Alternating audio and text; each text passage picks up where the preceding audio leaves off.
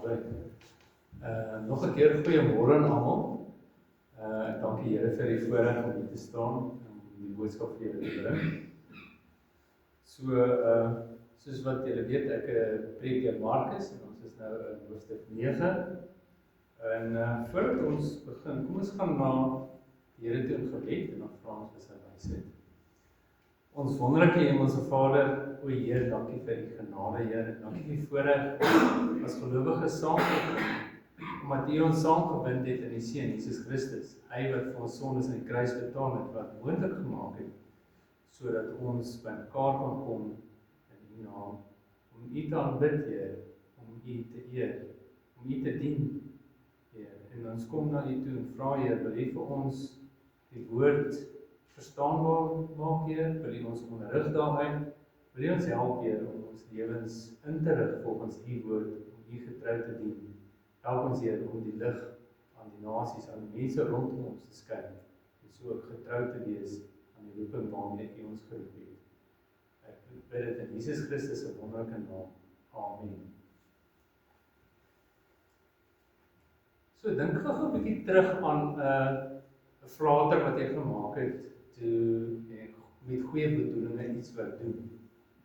Ek is seker elkeen van ons het ernstig in ons lewens iets gedoen in die goedheid van ons hart, maar dit was op die verkeerde tyd, verkeerde plek en dit het heeltemal gevolge gehad, ongewenste gevolge gehad op daardie oomblik. Ek kan onthou toe ek as kind, dit was ek kom van Pretoria, of ek in Pretoria groot geword en daar was ons in skole gewees wat veldskool gehad het. Dit was 'n kamp gewees vir sekere standaards, ek was toen standaard 5, graad 7 vandag se terme. En ons het toe na veldskool toe gegaan en daarso die leier van die kamp wat alles saamgeroep het en gereël en gekoördineer het. Het was ek kan onthou, is die eerste aand wat ons moes eet en daar was 'n paar mense laat gekom. Ek was nogal onder die laatkomers gewees en hy vra toe, wie wil die laatkomers se kos van hulle wegvat? En ek hoor nie wat, ek het nie gehoor wat hy gesê het nie. Ek het gedink, hy vra, wie sal die tafel gewen het? Ek steek my hand op daar. En almal kyk my soos baie snaaks aan. Wie is nou die ou wat so voor op die waas om die hele kos reg te vat? En ek kyk en ek kon nie verstaan nie. Die ou grapte met my daar en ek het nie idee wat gebeur het nie. Maar ja, ek sê toe maar daar, ek is jammer, ek het nie gehoor wat hy gesê het nie. Ja, daardie het ek nou maar 'n goeie les geleer. Dis om seker te maak waarvan ek praat, wanneer ek praat, veral as ek nie gehoor het en iemand my gevra het. So ja, dit het in my nou maar oorgekom. En vanoggend gaan ons in Markus 9 lees, as julle sien wil blaai. Ons lees vanaf vers 2 af.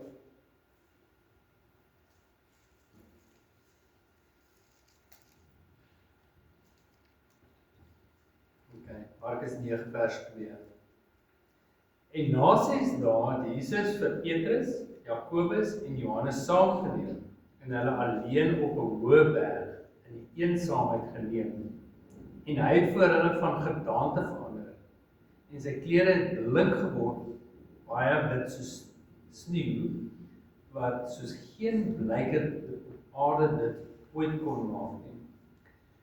En daar het aan hulle verskyn Elia saam met Moses en hulle was in gesprek met Jesus. Toe spreek Petrus en sê vir Jesus, Rabbi, dit is goed dat ons hier is. Laat ons 3 hutte maak, vir U een, en vir Moses een, en vir Elia een.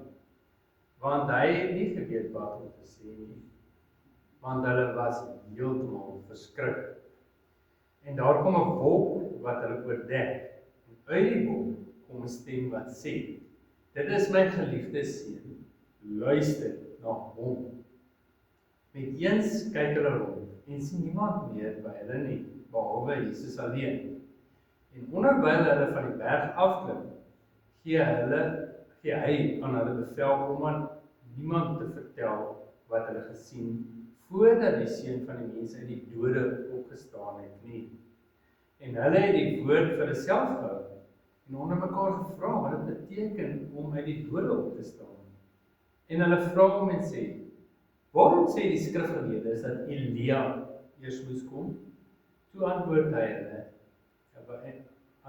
en sê vir hulle, dis waar, Elia kom eers om alles te herstel. En tog, hoe staan daar dan van die Seun van die Mens geskrywe, dat hy baie moet ly en verag word? Maar ek sê vir julle, dat Elia al gekom het, en hulle het aan hom gedoen, alles wat hulle wou, soos van hom geskrywe is, tot sover. Hierdie gebeurtenis waarvan ons lees, van Jesus se verheerliking op die berg, is eintlik 'n baie belangrike gebeurtenis. Waarom? Omdat uit 3 van die evangelies, uit Matteus, uit Markus en uit Lukas uit, lees ons van dieselfde gebeurtenis. En soos wat ons natuurlik weet, is die evangelies van die Bybel, ons 4 van hulle, dis nou die 3 met Johannes ingesluit, wys sommige op sekere aspekte van Jesus se koms op die aarde en uit verskillende hoeke uit. En dit gebeur op sekere tye dat al 4 evangelies op dieselfde gebeurtenis fokus. Nou 3 van die 4 fokus hier op die verheerliking van die berg. So dit is eintlik 'n baie belangrike gebeurtenis toe Jesus op die aarde was. En ons almal moet dit sien as belangrike ag gee daaraan. Nie dat ek sê die res van die Bybel is minder belangrik nie, maar wat hier gebeur, moet ons spesifiek op fokus. Nou, toe Jesus nou opgegaan het met die berg, na baie hoë berg, sien ons hierso dat 6 dae gevat. As ons natuurlik kyk in die boek van Lukas, sê hy het 8 dae geneem voordat Jesus begin bid het. So wat gebeur het wat ons hier nie vind nie, is dat Jesus het gebid op die berg. So dit het 2 dae langer gevat voordat Jesus begin bid. So hulle het gereis vir 'n sekere tyd en Jesus op die berg gekom en toe hy bid, toe sy liggaam verander voor hulle. En dit vind ons in Lukas. En nou vandag se dae is soos selfs, hoe kan ek sê, die slim mense weet nie presies waar die verheerliking op die berg gebeur het nie. Want nie een van die evangelies verduidelik presies waar dit was nie. Nou, die kerk van die verheerliking, of the Church of Configuration, is op die berg Tabor gebou, maar Tabor is 'n plat berg, is nie 'n hoë berg soos in die evangelies lees nie. Nou, in ons vorige preek het ons gesien, of in die vorige hoofstuk het ons gesien, dat hulle in die area van Caesarea Philippi was. Nou, op die kaart kyk hierso, is omtrent daar. Die berg Hermon is weer hierso na die suide toe. Ag nie berg Hermon nie, die berg Tabor of maar die berg Hermon is redelik naby Caesarea. As mens 'n voetstap en is baie hoë berg om te klim en neem dit 'n rukkie om daar uit te kom. En so dit is waarskynlik op een van die hoë bergribbe van natuurlik van Hermon, waar Jesus sy disippels heen geneem het. As ek net volgende kyk, gaan ek nou sien, daarso is die berg Hermon. Hierdie is waarskynlik in die winter geneem, waar dit redelik gesneeu het op die berg. En so dis 'n baie hoë berg wat in daardie omgewing is van waar Jesus met sy disippels was. En die berg Tabor, as jy daar kan sien, is redelik 'n lae berg. Dit is nie baie hoog nie, dit is net half 'n heuwel. En hierdie heuwel is basies 'n vesting wat Israel daar gestel het vir hulle beskerming in die Jesreel-vlakte waar baie van hulle oorlog plaasgevind het. So hulle was waarskynlik eerder op die berg Hermon wat baie hoë gebergte was. Maar soos ons natuurlik sien, is dat ons is nie 100% seker nie, ons vermoed het was daarso. Jesus wat op Hoëberg, en wat belangrik was, hy was alleen met sy mense gewees, daar was nie ander mense gewees nie, met sy 3 disippels, Petrus, Johannes en Jakobus. En terwyl Jesus bid, het hy van gedaante verander. Nou in die 3 evangelies lees ons, in Markus, soos ons hier gelees het, lees ons sy klere het blink geword, baie wit soos sneeu, wit soos geen blyker op die aarde kon maak nie. In Matteus lees ons, Matteus 17 vers 2, en hy het van hulle van gedaante verander, en sy aangesig het blink geword soos die son, en sy klere het gewit geword, soos die van lig. En in Lukas lees ons, en terwyl hy bid, het die voorkoms van sy aangesig anders geword, en sy klere skitterend wit. Nou, toe Jesus op die aarde was, het sy aardse liggaam, sy verheerlikte liggaam, verberg, hy het soos 'n sluier wat oop is. En hy het dit gedoen omdat hy baie lief was vir ons. Maar toe hy op die berg was, het hy daai sluier opgelig, en hulle kon sy verheerlikte liggaam sien, en dit het uitgestraal. Nou, in die Ou Testament, toe Moses in die teenwoordigheid van Here was, het sy gesig ook daai heerlikheid van God, geskyn, so die mense, toe hy terugkom en die wet vir hulle te gee, om nie in die gesig kon kyk nie, en hy sy kop toegemaak het met 'n lamp.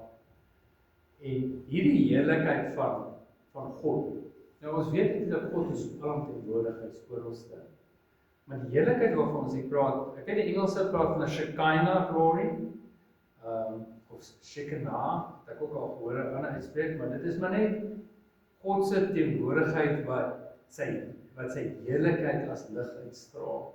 God kan in sekere plekke wees waar hy sy lig uitstraal, en hy het so openbaring ook, en hy het ook openbaar aan Israel, en hierso in besonder het hy dan daardie heerlikheid aan 3 van sy disippels openbaar.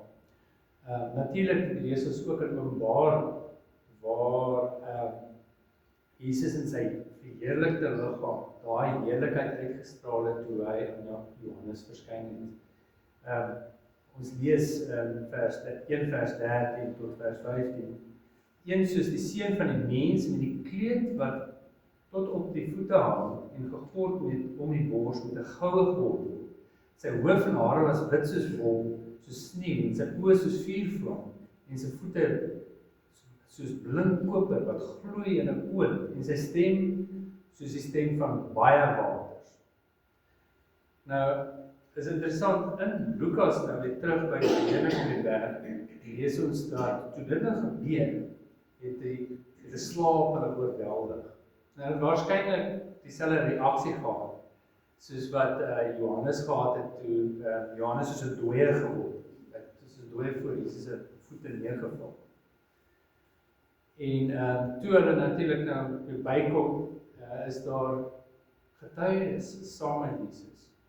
Dit was gelees, maar baie interessant is, dit is Moses en Elia, maar as ons nou kyk na die getuies van die verheerliking van Jesus Christus, want in die Ou Testament lees ons waar 2 of meer getuies is, eintlik in die Nuwe Testament ook, maar die Bybel, word iets uit die waarheid bevestig. Nou hierso gebeur iets,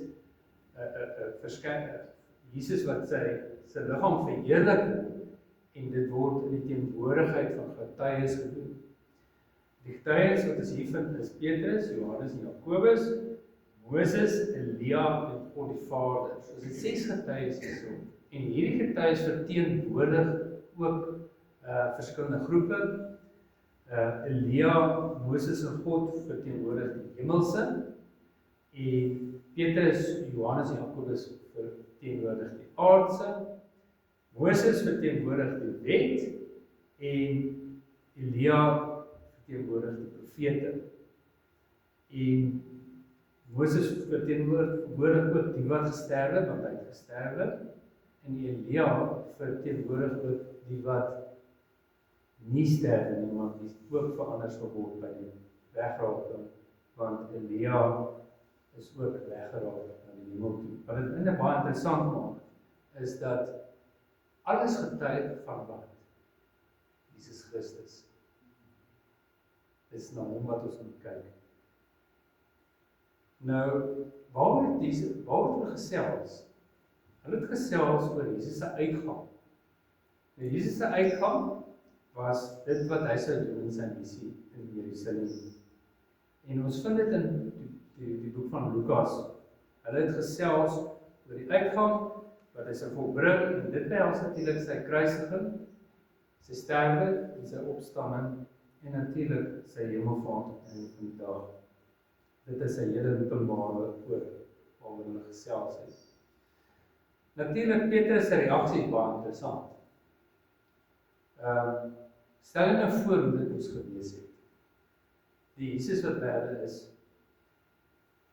hy het geweet Jesus is die Messias. Ons in die vorige hoofstuk het Jesus gevra, toe hy in Caesarea Philippi was, wie sê die mense is ek? En hulle sê profeet, en dit is en hulle het gesê hy is Elia. En hy was nie seker nie, maar hy vra toe maar, wie sê julle is? Laat Petrus sê, is die Messias, die Seun van God. Nou, hy is oortuig dat Jesus die Messias was. En hier verander Jesus voor hom. Wow! Die ligstraal uit. En nou is Moses en Messias en Elia ook hierso. En hy het in sy hart gehoop. En hy het self vir Jesus, kon ek sê, vermaan om te sê, moenie praat van jou kruisiging en sterwe nie, want hy het verwag dat Jesus gaan kom om sy aardse koninkryk hierdie aarde te vestig. En nou verander Jesus jong, hy straal die lig uit, dit is nou seker die tyd. Hy gaan nou sy koninkryk hierdie aarde vestig. En Petrus het eintlik regmatig in sy gedagtes gesê, okay, kom ons bou 3 hutte. Een vir Jesus, een vir Moses, een vir Elia. En dit sou natuurlik die regte reaksie gewees het.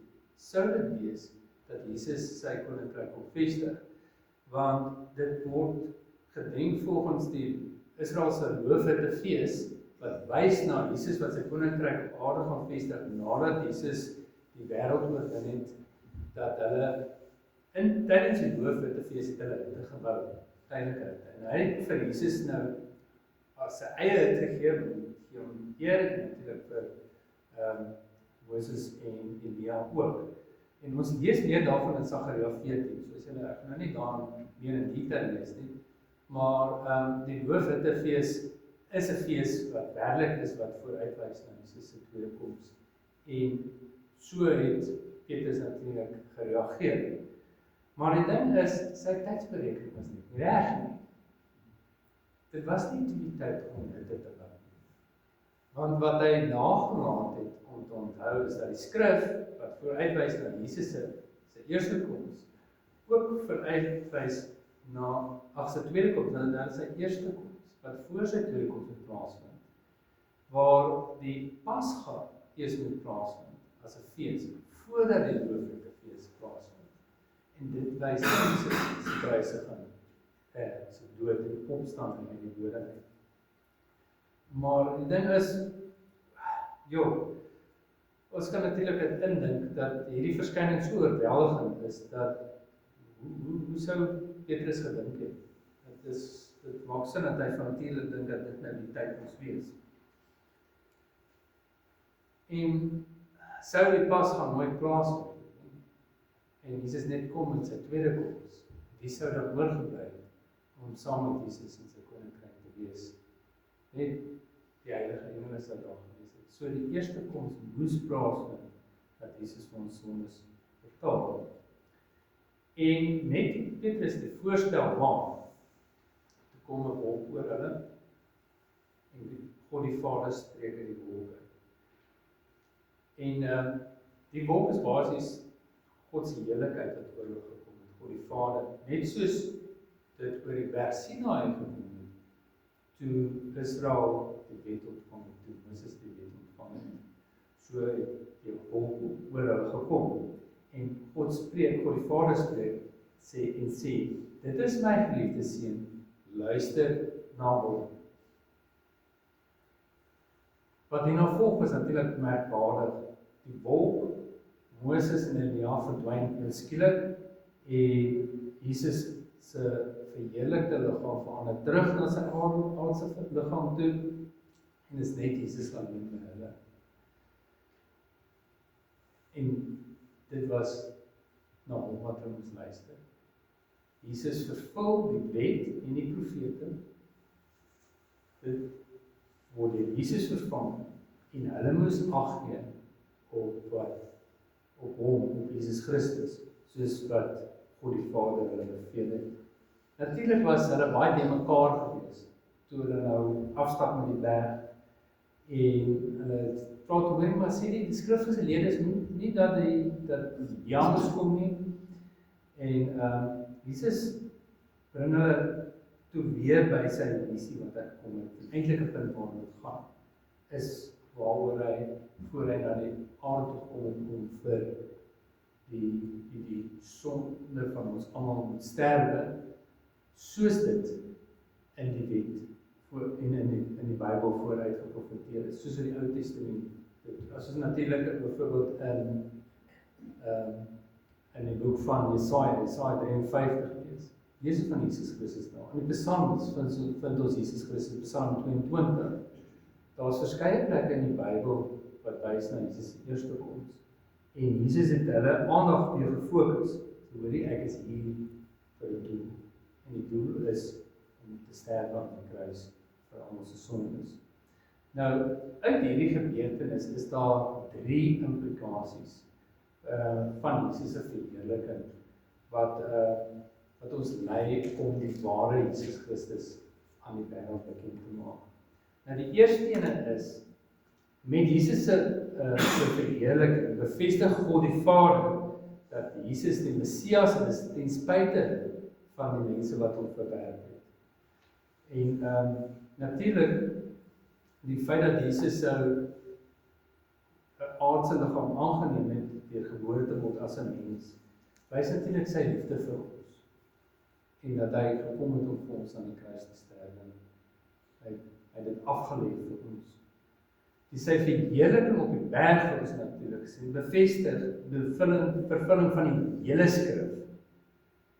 Die getuies wat teenwoordig was, verwys dat Jesus die wet en die profete vervul het in sy eerste koms. En hulle bevestig dit. En natuurlik dan God die Vader wat uit die wolke uitspreek, sê dat ons na hom moet luister. Nou dit is ook van toepassing op ons vandag. En as ons in Hebreërs 1 lees, vanaf vers 1 tot 4 sê God in sy woord, nadat God baie keer en op baie maniere in die Ou Testament gespreek het tot die vaders deur die profete, het hy in hierdie laaste dae tot ons gespreek deur die Seun, wat hy as erfgenaam van alles aangestel het, deur wie hy ook die wêreld gemaak het. Hy wat die afskynsel is van die heerlikheid en die afdruksel van sy wese in alle dinge, dra deur die woord van sy krag, nadat hy deur homself die reiniging van ons sondes bewerk het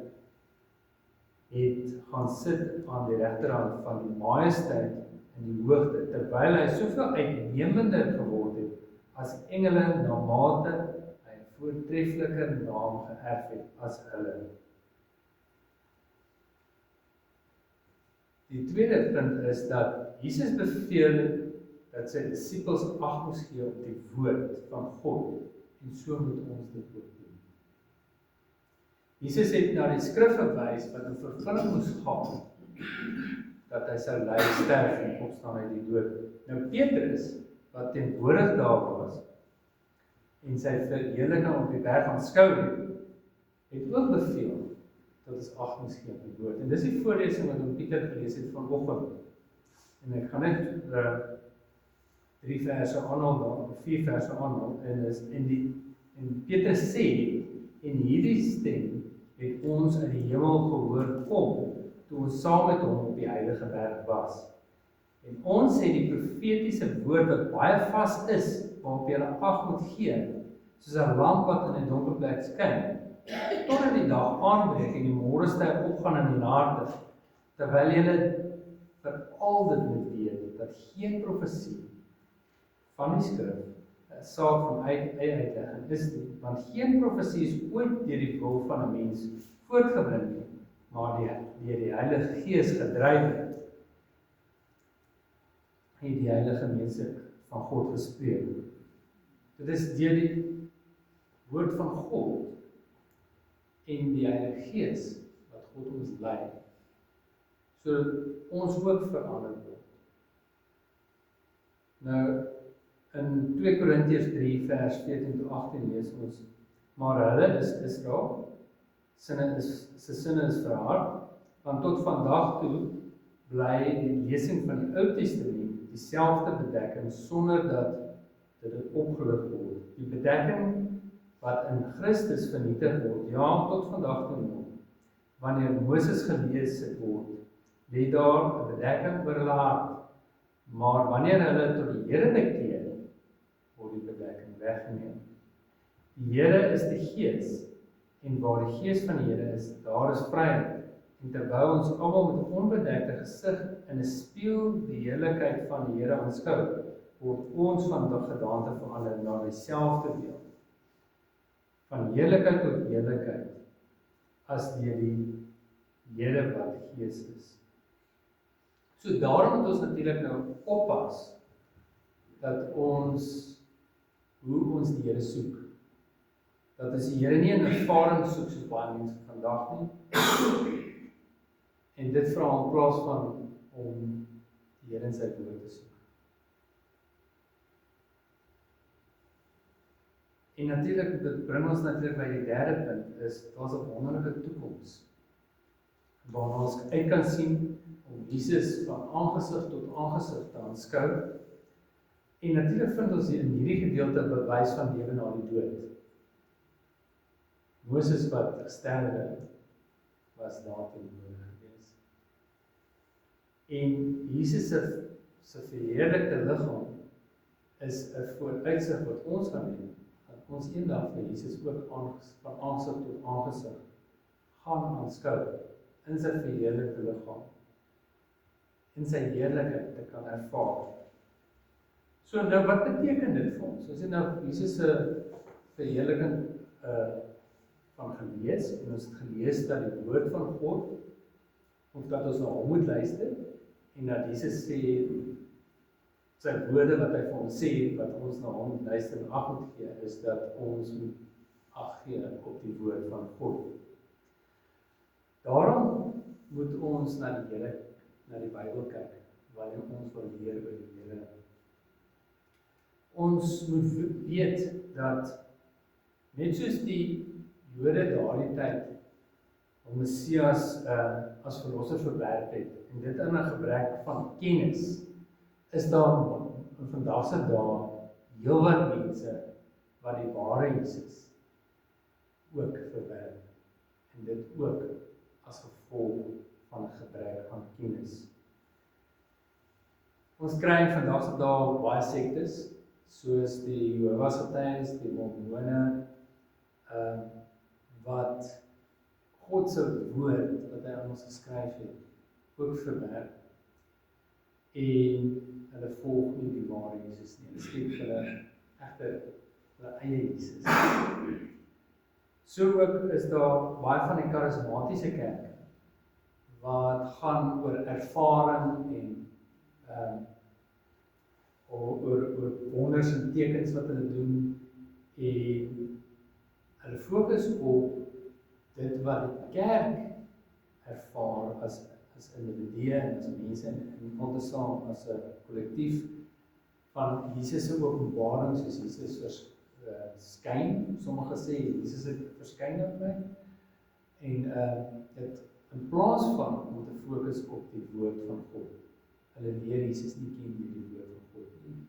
Hulle bou vir hulle self ook 'n valse Jesus Christus. en hulle laat na wat Jesus ons beveel het om ag te gee op sy woord.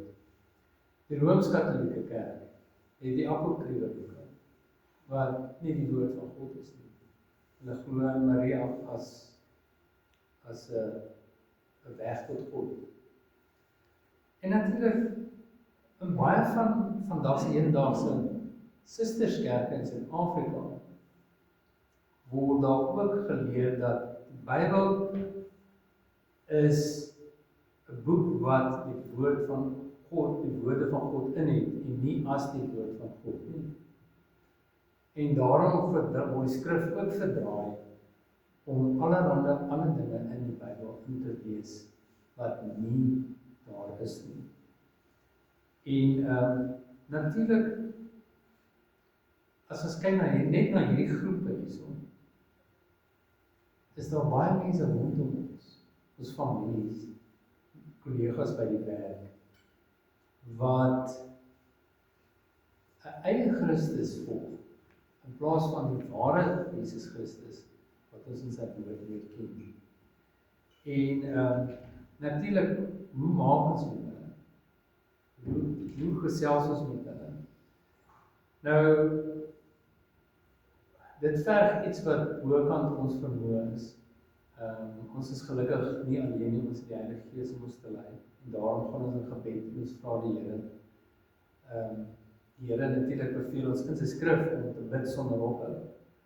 En daarom moet ons in afhanklikheid van die Here met mense rondom ons praat oor die ware Jesus Christus. Want daar is soveel valse Christusse in die wêreld rondom ons vandag. Ons moet hulle met liefde behandel, die liefde van Jesus Christus. Jesus het vir ons die voorbeeld gestel van liefde. En in liefde moet ons met hulle kommunikeer oor die woord wat ons in ons het.